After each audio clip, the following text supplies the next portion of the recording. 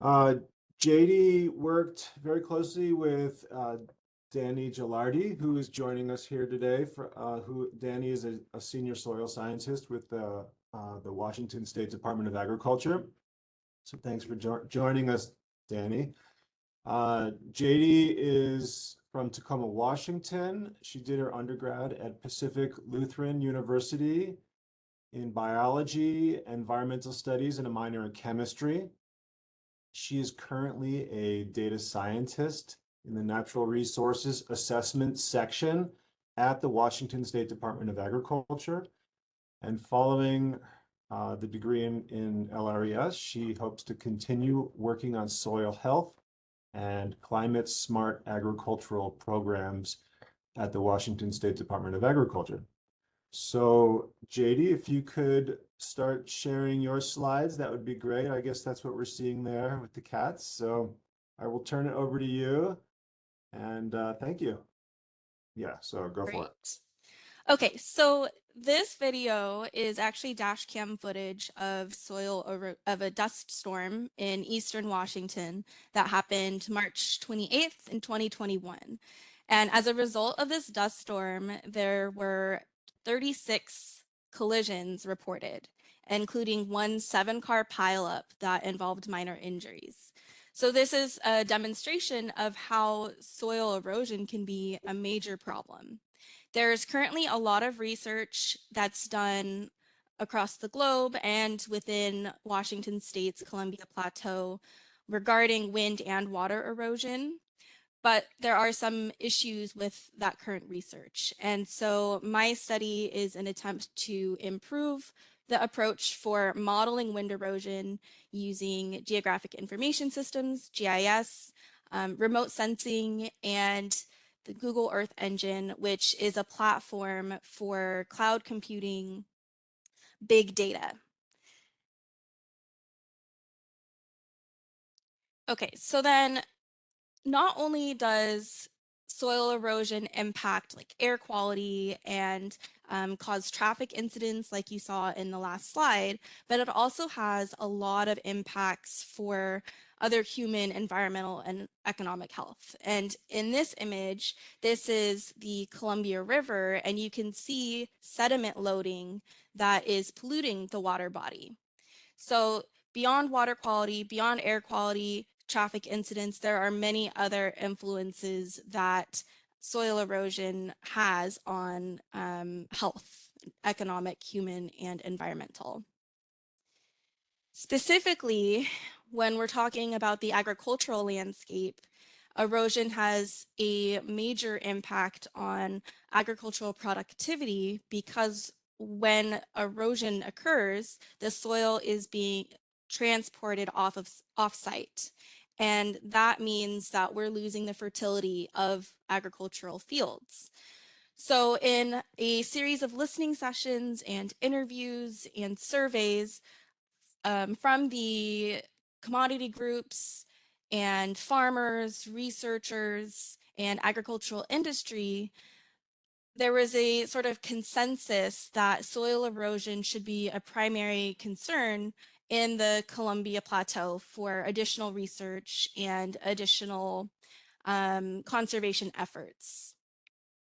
So like I said, there's already been a lot of research in this area, specifically in the Columbia Plateau. So in this picture, you can see two researchers that are setting up a wind tunnel experiment. And what this does is it allows these scientists to estimate or to measure soil loss on a farm, and they can vary the wind speed and set this experiment up on different farm fields that have different management scenarios. And that way we can get a real picture of the soil loss and drivers for wind erosion. But you can also see by this giant metal almost tube and the two men here with the laptop, and it's very complicated. It's requires a lot of equipment and expertise and labor. So the on-farm research and the field measurements is really good for a starting point to develop models. And these models can then be used to estimate um, erosion without having to do all of these field measurements that do require technical expertise and on-the-ground field work. So that leads to sort of the next problem with the current state of erosion research in the Columbia Plateau. There are some studies that have done modeling using GIS and remote sensing, but they tend to not be either robust in time or space. So for example, there have been studies that are only estimating erosion for one point in time based on weather stations. And there's other studies who are using a like 40-year average annual precipitation. So the problem is that these models are using outdated data, and it's not helpful for understanding the current state of erosion to make decisions today as far as management decisions. So alternatively, instead of using outdated historical averages, we can, or having to use field measurements, we can use satellite imagery. So in this figure is a time series animation that shows the NDVI, which is an index for vegetation greenness or healthiness. And you can see that we now have a monthly estimate of vegetation across the entire region. So we don't actually need to have somebody go out there and measure plants at every single point that's shown in this map. Okay, so then the third problem comes from the publicly available accessibility of these results and the workflow. So one of the issues is these results, these erosion models, they get published in these journals that require subscriptions. And if you don't pay for the subscription, then you can't access the results unless they have some other format for you to access. So they're not really accessible. And when they're not accessible, policymakers and farmers and other decision makers, they can't act on those results. So they're essentially locked up unusable. And the other aspect of this problem is the results have to be reproducible and scalable. So when an article has their full analysis described, but then they don't actually have the data or like the specifics or enough detail to reproduce the work, it's not scalable if somebody else wanted to come in and redo that analysis, but for their own study area or for a different time period. And so a lot of these journal articles, they have a little statement that says data available upon reasonable request. And you email them and they just ignore you and you get ghosted. So it's not helpful. And my project is hoping to resolve this issue by having online code that anybody can access, and the whole workflow is reproducible and it's accessible to anybody who's interested. Okay, so those are the three problems that lead to these three study objectives. And the first is using high resolution climate and vegetation data in a wind erosion model. So when I say high resolution, I'm talking about hourly to 3-hourly climate data and 16-day vegetation data from remote sensing satellite imagery that gets combined with field measurements. The second is to increase transparency and reproducibility by automating this entire workflow using code and publishing that code in open source scripts. And third is to validate this improved approach by comparing my results to results from another study that also measured erosion or estimated erosion in the Columbia Plateau in the same year as my study, which is 2018. To give you some background on the study area, the Columbia Plateau, it spans across Washington, Idaho, and Oregon, and it is semi-arid, so it has really hot and dry summers, cold winters, and as you can see in the satellite imagery, it's heavily farmed. You can see it has a mixture of irrigated and non-irrigated farmland. And the agriculture is really important here because about 28,000 of the square kilometers of the study area is in agricultural use. And more specifically, more than half of that, about 15,000 square kilometers, is in cereal grain. And this is usually wheat or other cereal grains that are not irrigated.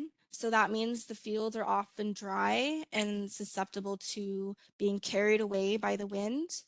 And then they also usually include fallow, which means there's nothing planted in the ground.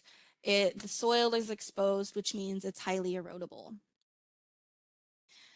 For my project, I used the revised wind erosion equation, and this model uses weather inputs like wind, rain, and snow.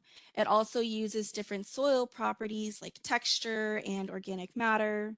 And then it also uses vegetation greenness and topography, so the slope of the land. But because I'm focusing on just updating the climate and vegetation data with current remote sensing data sets, I do not consider or I simplify some other really important factors that influence erosion, such as tillage and irrigation, wind barriers. So these things would be future work as far as sort of iterating over this process. Okay, in order to take all of these giant spatial data sets and process them and use them in this model, I needed something that has a lot of computing power and a lot of storage. And my computer is not it. So instead, I used Google Earth Engine, which is a cloud-based platform that has a ginormous catalog of geospatial data that I don't have to download to my computer. I just import it directly from their catalog into this environment. However, I'm limited to what is available in that catalog. So, for example, the soils data, I had to extract using the R programming language in an R package called SoilDB, and then import that data into Google Earth Engine. So both or all of the scripts in Google Earth Engine and R are all published on a public GitHub repository. And this really goes to the my second study objective, which is to ensure transparency and reproducibility. This is a really busy slide, and that's because it represents a really busy workflow, but I will walk through it briefly. There were 6 different databases that I accessed, either through Google Earth Engine or through the R package.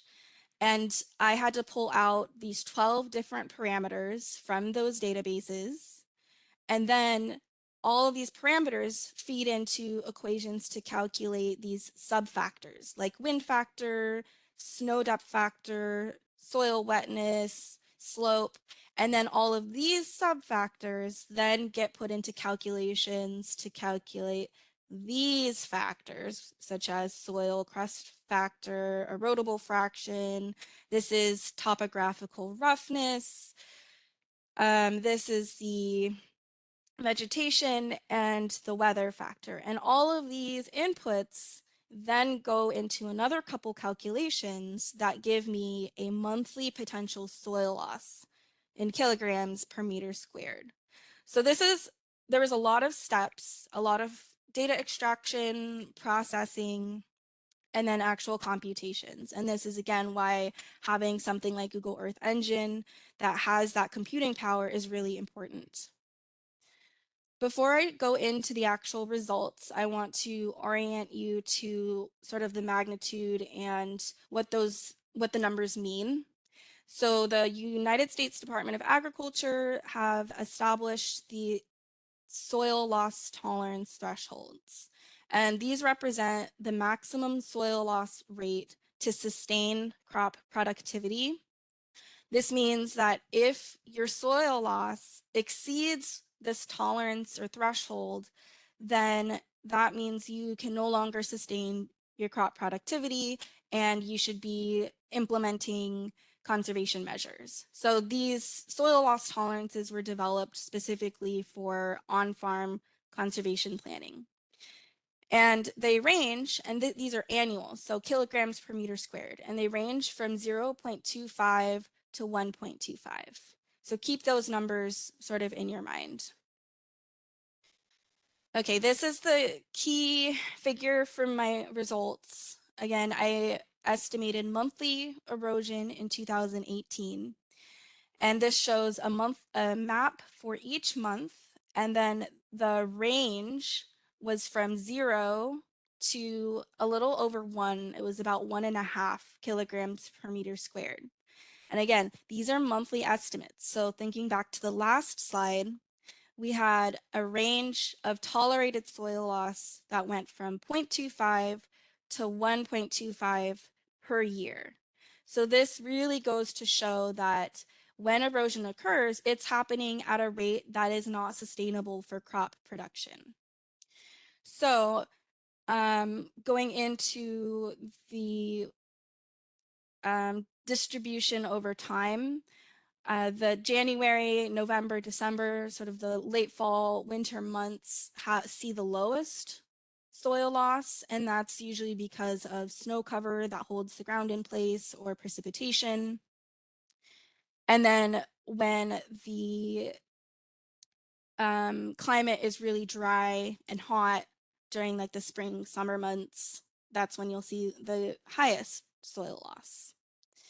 And then spatially, the estimates were pretty consistent with the agricultural land use, where you can see that most of the time, the highest erosion potential corresponds with the agricultural land use.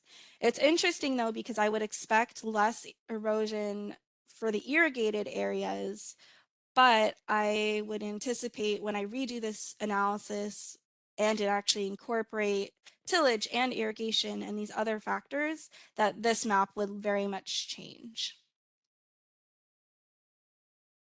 Okay, so then this is a map of the annual potential soil loss. So I basically added up each of the month's erosion estimates to get an annual estimate for 2018.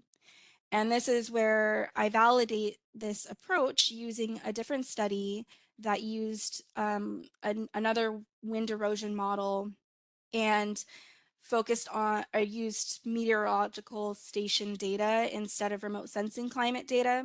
So it's not an exact one-to-one comparison, but it at least kind of gets us thinking about how well this model performs. So the range of the annual estimate was from 0 to 7 kilograms per meter squared. So again, this is well above the tolerance of 0.25 to 1.25.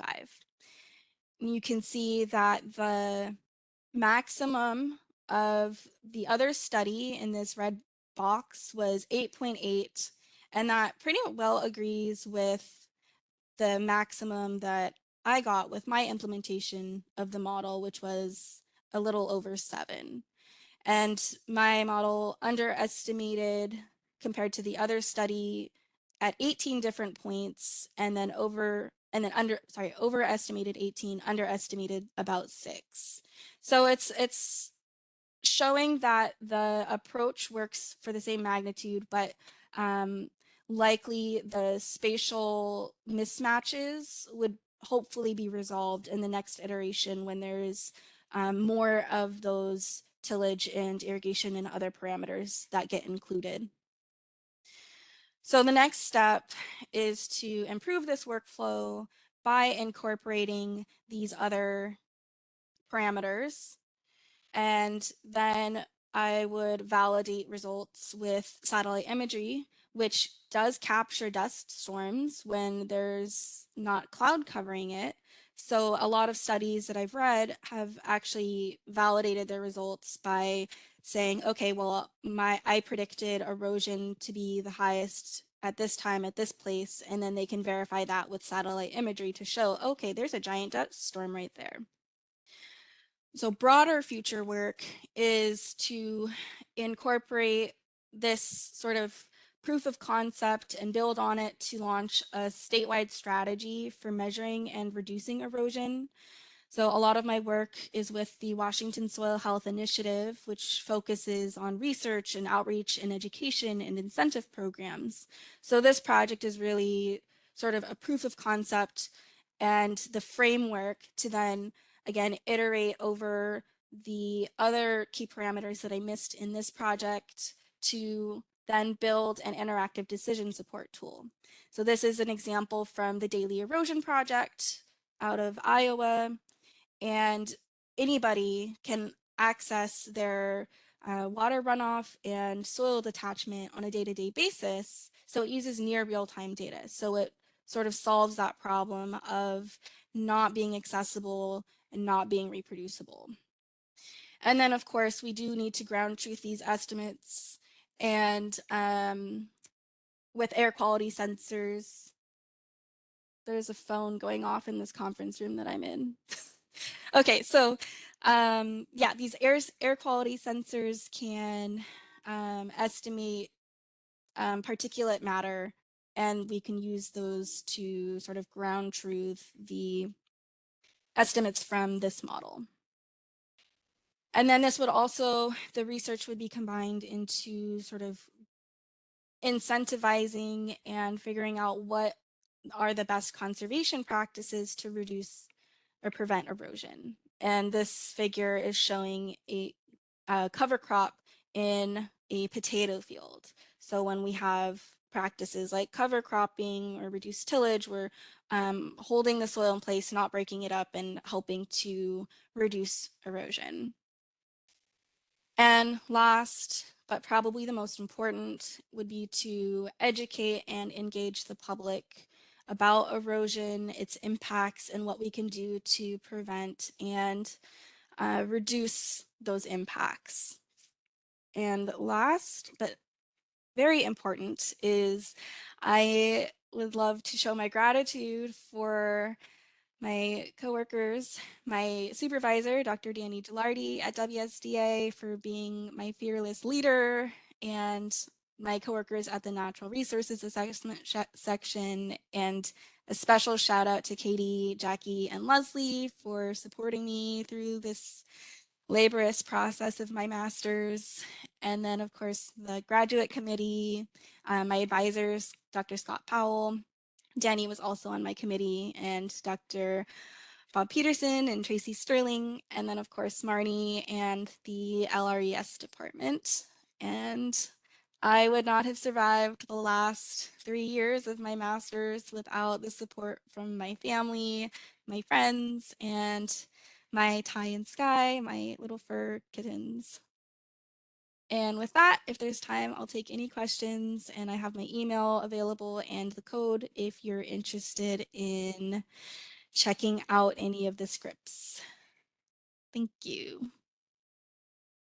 Awesome job, Jadey. That's really excellent work there. Thank you so much. I have some questions, but I'll let other people ask questions before me, since I've already had an opportunity to review this work and ask a few questions. Your MODIS time series that you showed um, seems like it could be a nice